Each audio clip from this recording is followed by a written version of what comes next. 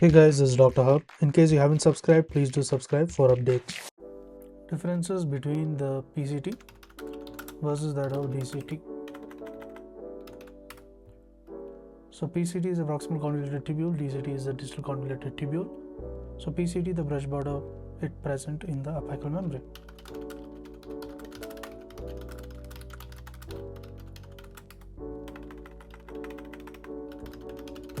And in case of DCT, there is no brush border.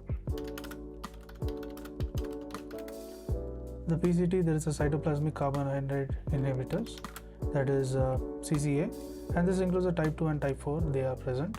In case of DCT, there is a cytoplasmic carbon anhydrase, and this is type 2 only.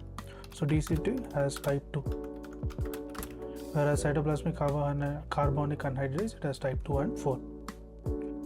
And PCT, it had brush border which was present. So PCT, it has a leaky tight junctions. So leaky tight junctions are present, whereas in case of the DCT, it has tight junctions. The PCT, it has a paracellular transport in possible via the leaky tight junctions. So paracellular transport is what is seen in case of PCT. In DCT, there is no paracellular transport. To learn and grow daily like this, please do subscribe.